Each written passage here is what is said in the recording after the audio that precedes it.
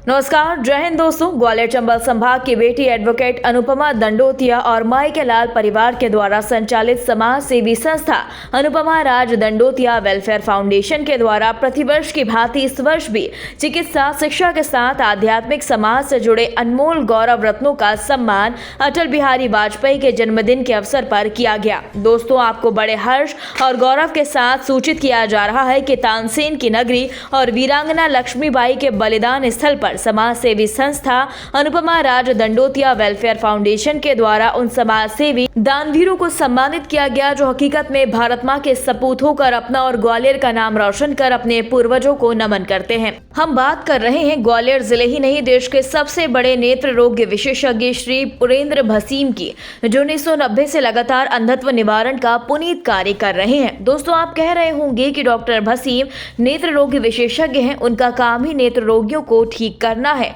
और उनका इलाज करना है। तो आप सही हैं, डॉक्टर भसीम भी उन्हीं डॉक्टरों की तरह ही हैं, पर इनकी एक विशेषता है जो उन्हें देश भर के डॉक्टरों से बेहद अलग कर देती है और अनोखा भी बनाती है। हम बात कर रहे हैं उनकी सादगी भोलेपन के साथ गरीब मध्यम वर्गीय परिवारों के प्रति उनके दिल की संवेदना की, जिसके कारण आज ब्रेकिंग राज न्यूज चैनल और उनकी संस्था अनुपमा राज दंडोतिया वेलफेयर फाउंडेशन ने उन्हें ग्वालियर गौरव के रूप में पहली पंक्ति में सम्मानित किया, क्योंकि ग्वालियर चंबल संभाग के हर उस नेत्र रोगी के लिए वह भगवान है जो गरीब निर्धन होकर अपनी आंखें खासकर मोतियाबिंद का ऑपरेशन करवाने में असमर्थ है। डॉक्टर भसीम जी का रतन नेत्र अस्पताल विगत 1990 से प्रतिदिन 10 से 15 गरीब परिवारों के ऑपरेशन फ्री में करता है।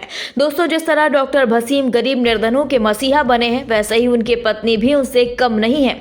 आपने उनका भी नाम जरूर सुना होगा, प्रियंवदा भसीम। यह भी अपने डॉक्टर पति श्री पुरेंद्र भसीम से कम नहीं है। लगातार नेत्र रोगियों के लिए दिन रात मेहनत करती हैं, क्योंकि वह भी एक सफल प्रतिष्ठित नेत्र रोग विशेषज्ञ होकर महिला बालिकाओं के उत्थान के लिए लगातार काम कर रही हैं।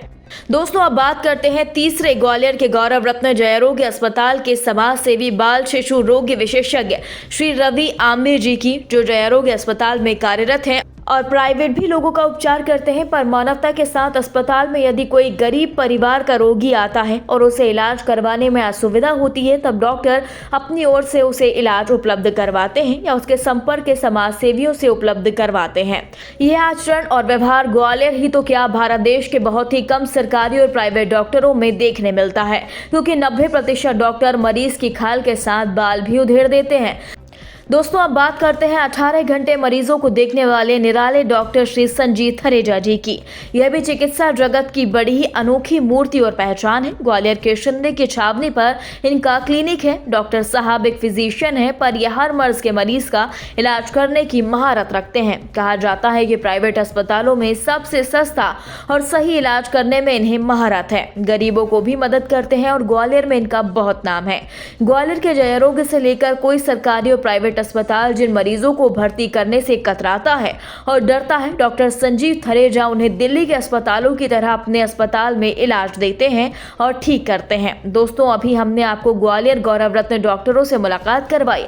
अब हम आपकी मुलाकात करवाते हैं अध्यात्म धर्म संस्कृति से जुड़े भगवताचार्य श्री रामवरण शास्त्री जी की, जो मानव उत्थान के साथ कौमी एकता सद्भावना के लिए प्रयास कर रहे हैं और अपनी भागवत कथाओं के साथ सामाजिक मंचों पर भी बोलते हैं, जबकि अधिकतर संत महंत भगवताचार्य केंद्रीय और प्रादेशिक मंत्रियों, सांसदों, विधायकों, नेताओं और अफसरों के गुलाम बनकर समाज से गद्दारी कर रहे हैं। दोस्तों, आज हमने आपको समाज के उन हकीकत के अनमोल और सच्चे समाज सेवियों से मिलवाकर अपना फर्ज अदा किया, जबकि इन अनमोल ग्वालियर के गौरवों का अटल जी के जन्मदिन के साथ ही अन्य राष्ट्रीय पर्वों पर ग्वालियर के केंद्रीय मंत्रियों, प्रादेशिक मंत्रियों, सांसदों और विधायकों के द्वारा सम्मान करवाने की पहल की जानी चाहिए, पर राजनेता ऐसा नहीं करते। दोस्तों, आपको मालूम है ग्वालियर के मंत्री, नेता, सांसद, विधायक इनसे आखिर दूर क्यों भागते हैं? क्योंकि ये ग्वालियर के गौरव किसी राष्ट्रीय पार्टी से नहीं जुड़े और केवल अपना दायित्व निभाते हैं, खासकर बीजेपी और कांग्रेस से, जो मध्य प्रदेश में सत्ता में बनी रहती है। दोस्तों, हमने आपको समाज के उन गौरव रत्नों से मुलाकात करवाई जिन्हें जानना आपके लिए बेहद जरूरी था, जो हकीकत में समाज में किसी न किसी रूप में कार्य करते हैं। समाज सेवी रत्नों को आप अपनी ओर से क्या कहना चाहते हैं, हमें कमेंट बॉक्स में अभी बताएं। दोस्तों, यदि आपने अभी तक हमारे चैनल को सब्सक्राइब नहीं किया तो प्लीज़ अभी सब्सक्राइब करें। खबर अच्छी लगने पर लाइक शेयर करना ना भूलें। अगली ताज़ा खबर लेकर हम फिर हाजिर होंगे, तब तक के लिए नमस्कार, जय हिंद।